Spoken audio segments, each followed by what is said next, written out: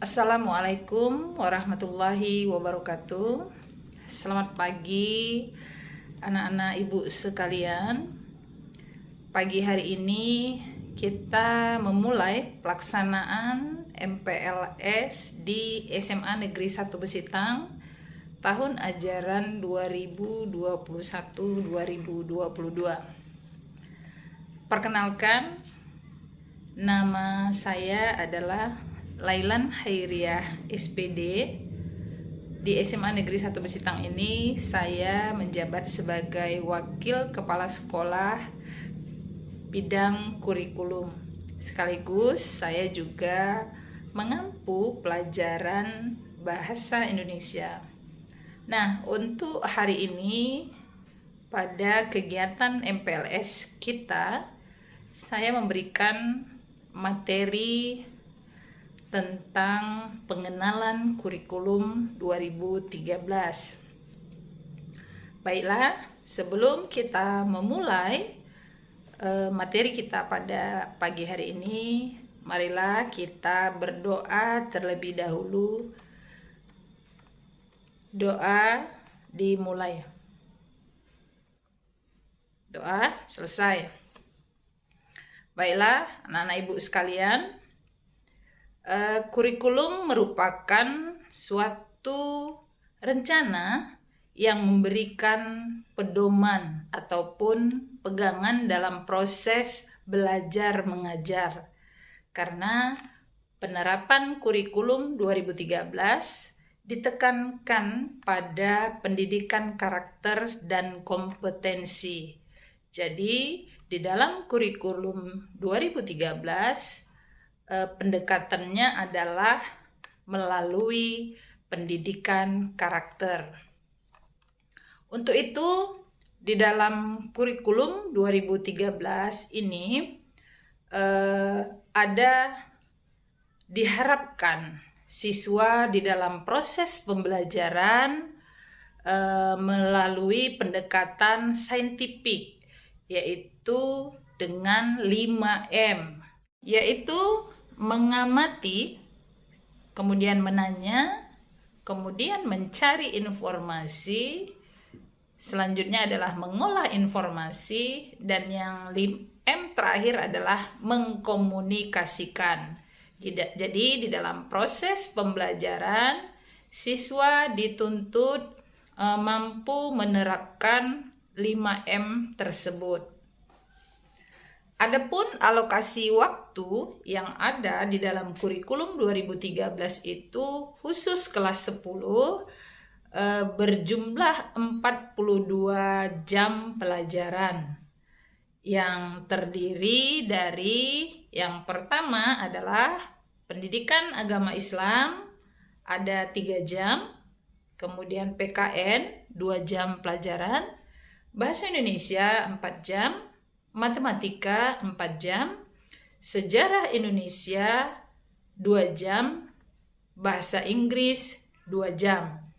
6 mata pelajaran ini termasuk ke dalam kelompok A atau umum.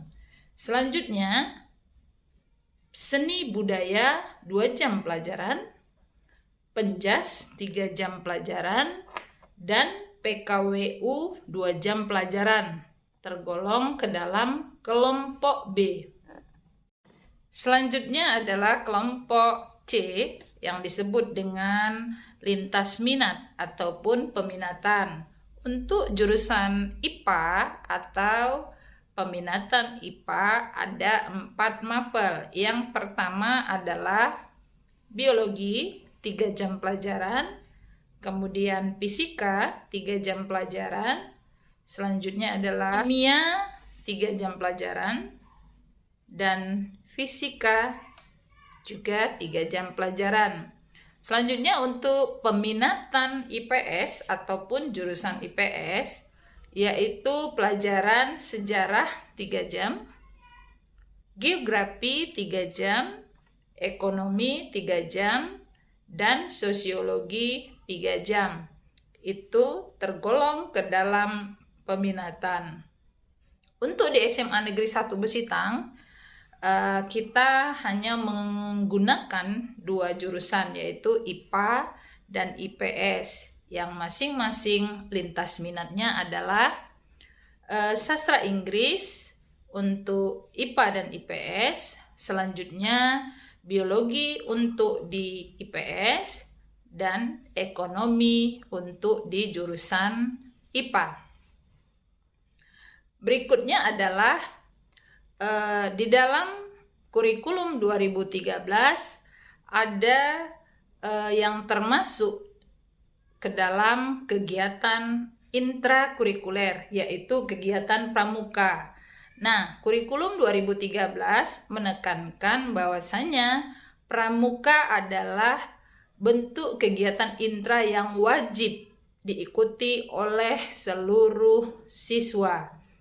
Dalam hal ini, penilaian untuk intrakurikuler pramuka minimal siswa memperoleh nilai B. Adapun kegiatan ekstrakurikuler yang ada di SMA Negeri 1 Besitang yaitu voli, kemudian paskib, selanjutnya tenis meja, futsal, paduan suara, dan lain-lain sebagainya. Nah, untuk kriteria ketuntasan minimal di dalam proses pembelajaran kelas 10 itu adalah 70. Jadi siswa yang tidak tuntas di dalam proses pembelajaran tidak memperoleh nilai 70, maka dia tidak bisa melanjut ke pembelajaran berikutnya. Dan ini terkait dalam kriteria kenaikan kelas. Jika siswa tersebut di dalam proses pembelajaran 1 semester ada 2 mata pelajaran yang tidak mencapai nilai KKM 70, maka siswa tersebut tidak berhak untuk naik ke kelas berikutnya. Nah, bagaimana proses pembelajaran yang terjadi selama pandemi COVID-19? Jelas ini sangat berbeda pada saat keadaan normal. Maka kurikulum yang diterapkan di SMA Negeri 1 Besitang ini juga menyesuaikan dengan situasi pandemik COVID-19. Nah, yang pertama untuk proses pembelajaran selama COVID-19, SMA Negeri 1 Besitang menerapkan proses pembelajaran secara daring, yaitu siswa belajar dari rumah atau yang kita kenal dengan pembelajaran jarak jauh. Dalam keadaan normal, kita melakukan pembelajaran secara tatap muka. Kemudian, bagaimana materi pembelajaran diberikan selama COVID ataupun selama situasi darurat COVID ini? Materi pelajaran tidak seluruhnya diberikan, tetapi adalah materi-materi esensial atau yang dianggap penting.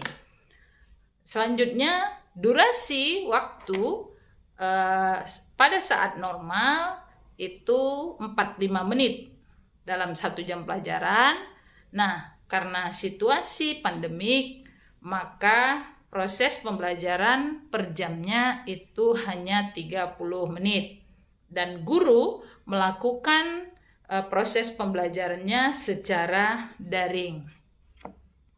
Berikutnya adalah proses penilaian terhadap siswa selama proses pembelajaran. Proses penilaian ini ada 3. Yang pertama penilaian sikap, kemudian pengetahuan, dan keterampilan. Untuk situasi darurat COVID-19, semua penilaian tersebut kita berikan secara daring. Apakah untuk penilaian pengetahuan melalui tugas-tugas yang diberikan oleh guru menggunakan aplikasi tertentu, dan itu semua dilakukan secara daring. Adapun penggunaan aplikasi yang dipakai dalam proses pembelajaran di SMA Negeri 1 Besitang dalam situasi darurat COVID-19, ini menggunakan aplikasi Google Classroom ataupun Google Meeting. Inilah kurikulum SMA Negeri 1 Besitang di tahun ajaran 2021-2022 pada saat situasi pandemi COVID-19. Sekian, terima kasih. Inilah paparan yang bisa saya sampaikan. Selanjutnya, untuk penilaian setelah kegiatan MPLS ini, Ibu akan memberikan satu pertanyaan. Yang pertanyaan itu kamu tulis nanti di kertas selembar, kemudian kamu jawab berdasarkan pengetahuan dan pemahaman kamu tentang kurikulum 2013, yaitu pertanyaannya adalah apa kelebihan dan kekurangan kurikulum 2013 menurut pendapat kamu? Silahkan kamu jawab pertanyaan itu di kertas lembar. Nanti kami akan menentukan waktu kapan kamu mengumpulkan hasil jawaban kamu itu dan akan diserahkan ke sekolah. Demikian, terima kasih. Wassalamualaikum warahmatullahi wabarakatuh.